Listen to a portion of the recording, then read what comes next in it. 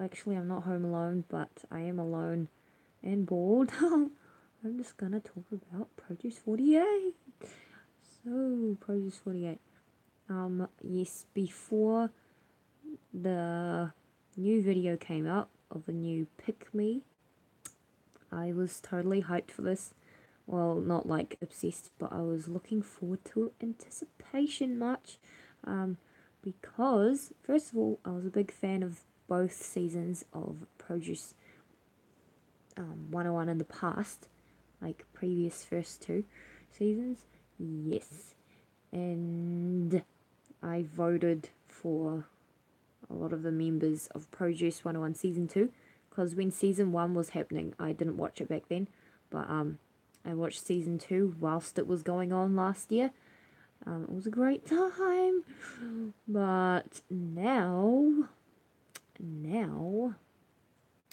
wow, Produce 48. First of all, I'm already a fan of J-pop and K-pop, so I was like, oh yeah, Produce 48. Like, my Japanese girls can finally get to show what they're made of, because J-pop groups tend to have kind of odd dance choreographies. Like, they have some kind of cool elements added to it, like some cool moves, but they're not as good as making the overall flow of dance moves look as epic as K-pop does. Like, I think the style of dancing is slightly different, and that's why K-pop, it looks like stunning just from first watch. It looks like an amazing like group dance teamwork thing. Whilst in J-pop, it's more like each individual member is doing the same dance, but it doesn't look like, I don't know. It just looks like kind of like a team chant cheer kind of thing. And yeah, it's still a concept of its own, but you can see why K-pop has become like a huge obsession all over the planet sensation due to its like epic bam presence kind of thing of performances. Even so, I actually prefer J-pop nowadays, and many days I have preferred J-pop. Sometimes I go back and forth and stuff. I'm not like those super obsessed K-pop fans either. I've been through that before a bit, but I haven't been like, I don't know, like super like I love every single K-pop group kind of thing. I almost went through something like that when I first got into K-pop a bit because I used to hate it so much, but then I started liking it and I was like, this new like, this feeling. So I jumped into it when I was finding all about what it's like to love it. But then, well, of course, now I love J-pop. I'm also learning Japanese. And yes, so I was like, my Japanese girls, they finally get to show that they can actually dance or sing, or they can actually display what their skills are really like by dancing the K-pop choreographies. Since the choreographies in K-pop are much clearer, like the dance moves, and you can see exactly who's good and who's not, usually pretty much, than J-pop dancers, which are they're a little weird. They're just like little hand gestures and stuff. So you can't really see if they're actually really good. That's why I also love Kekekek 46 because their dances do show off your dance moves, but most J-pop groups don't really do that as much. I also love Fairies because they also have like that whole synchronization, cool dance moves. They have a really K-poppy, like cool dance overall feel thing. I need to find out what I mean. I mean, express exactly what I mean. Um, the overall story is much more like bam, rather than just like haha, we're just dancing, haha, just casually, cause lol, we're just idols, whatever. It's not like that anymore. The game has changed. It's like yeah, we're idols. We're actually talented. Yeah. Anyways. Yes. So I was mega excited, and I saw on some video posts before the new Pick Me video came out. some posts saying that Produce48 was going to happen, and Korean fans would be like, what the F? Why are they bringing Japanese people to our country? Like, our show, blah, blah, blah, me. I'm like, you know what? I'm Korean too. Well, I was born in New Zealand, but, I'm freaking excited. Don't put it down before it's even started. Some people like, oh, 망해라, like, oh, fail. You better fail. Okay, you should fail. Just fail, that kind of thing. And I'm like, the hell, freaking idiots. And I replied to them going like, well, they've already been preparing this, spent lots of money, it's going underway. You one pathetic little teen, saying like, oh, just fail. Yeah, fail. That's not gonna do anything. You're just being an idiot. Like, bye. And then they replied like, ha ha ha, what? Oh, you must be a foreigner. Ha ha ha. And I'm like, yeah, why don't you try speaking 2 languages fluently? Oh my gosh. Well, 2.5 languages now. Ooh, Japanese. But anyways, yes, so I'm super excited for Produce48. And oh my gosh, when I saw the video, I was like, this song is pretty good. It's better than Pick Me and Pick Me, Pick Me, Pick Me. No, just kidding. Pick Me, Pick Me, Pick Me. Nayana. Just kidding, it's not how I sing. But anyways, yeah, I was like, wow, this is actually better. Like, nekoya, nekoya, nekoya, no, neko. Just kidding. Yeah, and I saw Sakura Miyawaki as a center. I was like, what? And she was actually really charismatic and she could actually dance. I was like, yes, this is it. Because in J-pop videos, they don't know how to work the angles in the way that K-pop videos do. They do it on their own way in J-pop. They focus on like the presentable, nice, pretty smiles. They really focus on the face, whereas in K-pop, it's like all about the aura and how you bring it off and the coolness and the little hand moves and all that. But yeah. So I was like, oh my gosh, she can actually dance. Like all this time, I found Sakura Miyawaki a bit annoying in AKB48 just for no reason. I kind of liked her a bit at the beginning, but then I was like, you're getting a bit cocky there, girl. I'm so mean because she's actually really likable from that video. And I'm like, this just shows how good they are in J-pop. But people have this misconception that J-pop idols really suck compared to K-pop idols. I mean, they don't go through as vigorous trainings, first of all. And also, groups like AKB48, their groups, they have like over 200 members. You can't expect them to have complicated dance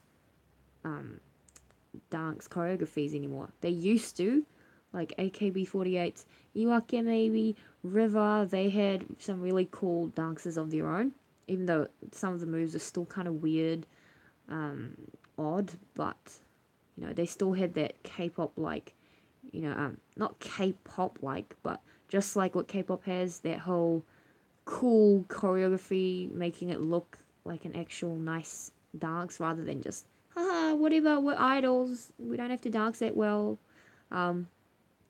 Yeah.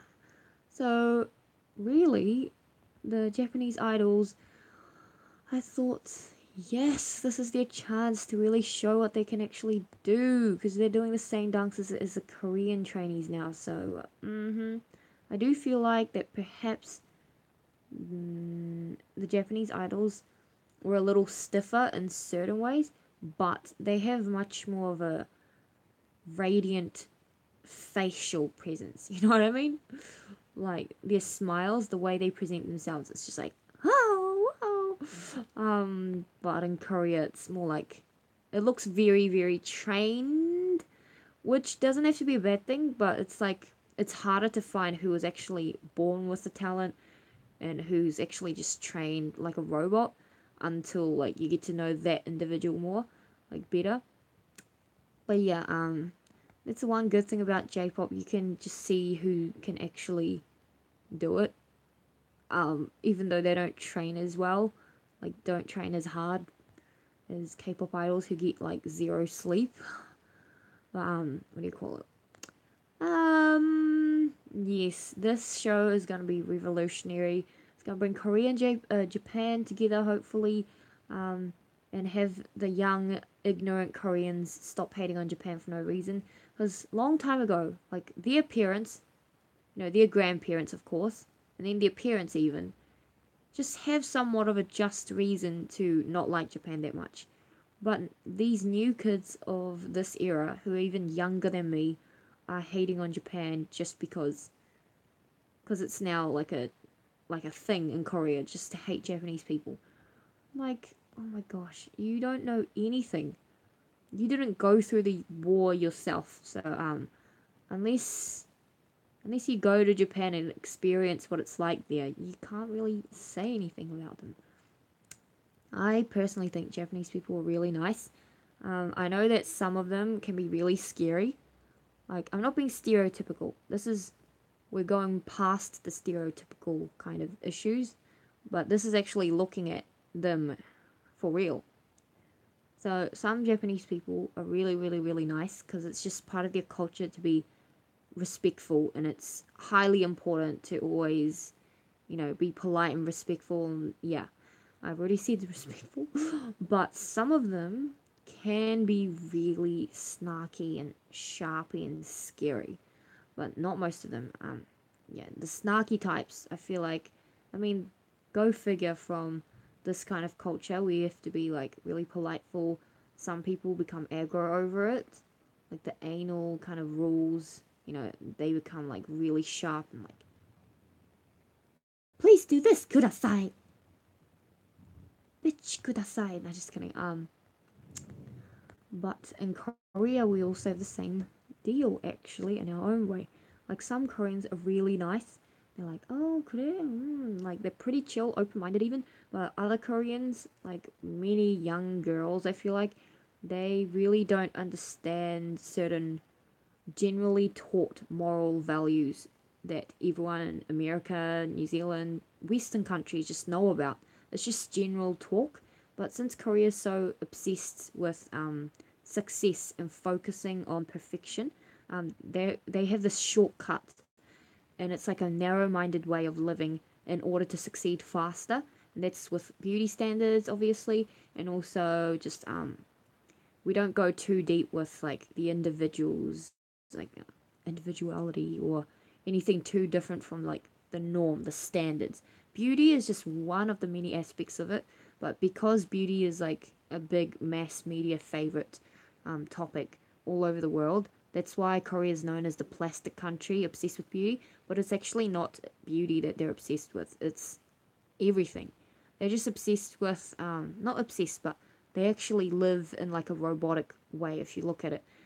They are human, but if you go there, their whole understanding of how the world works is kind of different from me, who was born in New Zealand. Multicultural, we have to learn to respect individuality and differences. But in Korea, if you just stand out a little bit, they don't even mean it in a rude way, but they just naturally think it's the right thing to just believe, like, oh, she must be like this because she does this. Like, it's just a really set standard there, because that's how life works there. That's how they succeeded so quickly after the wars. Like, only after 60 years, they became one of the top countries in terms of, like, how far up there they've gone, like, in terms of technology and living standards kind of thing. When they could have been a third world country if they just didn't care. But they worked so hard and so quickly they've reached this level, and I think that's why they're still upkeeping those traditions. But perhaps since they are much more improved now, like everyone knows K-pop, everyone knows Korea now, come on, chill out.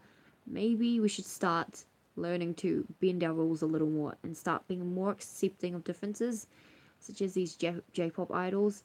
Yeah, this whole talk became really cultural. I meant to just focus on Produce48, but I better change the title of my video. Yeah. So hopefully this brings Korea and Japan together in some way, or create a compromise, even with XO, I felt in the past. This is kind of going off topic slightly, but like from the whole produce thing. But EXO, I actually thought in not Korea, in my teens, when I was like 16, 15, 16, 17, 18, I was like, you know what? I actually wonder. EXO is a project that ingeniously, like secretively, is an attempt to bring Korea and North Korea in harmony. How that works is EXO is made up of two groups, which makes up one big group. EXO. There's EXO-L, EXO-M. One's Chinese, one's Korean. I forgot which is the right way around. I think EXO-L's Korean, maybe. EXO-M Mandarin for Chinese. Chinese, what for Mandarin? What? Anyways, I think so. And it's like, because you have so many Korean fans and Chinese fans of this one international kind of group, you know, that brings China and Korea closer together in some way. No matter what the government says, it's the mass people's opinion that really matters at the end of the day. We create the government. We still affect what changes this world. So if the mass people are like, oh my gosh, we love this group, then if the government's like, oh, we're going to ban Koreans, blah, blah, blah, then there's going to be riots, not many people are going to be willing to follow you if they love what the other country has to offer. Vice versa with Korea and China. But more importantly, China being won over by Korea. And that way, China, more people will respect Korea, South Korea. And because China was the main reason North Korea couldn't be saved for so long, since China's the big brother of North Korea is just a small country. But the reason the Americans couldn't help them, reason no one could really help all those poor people in North Korea, is because of China helping them, not helping, but there were deals. But yeah, when I was a teenager, I just thought I actually think XOL is like a secret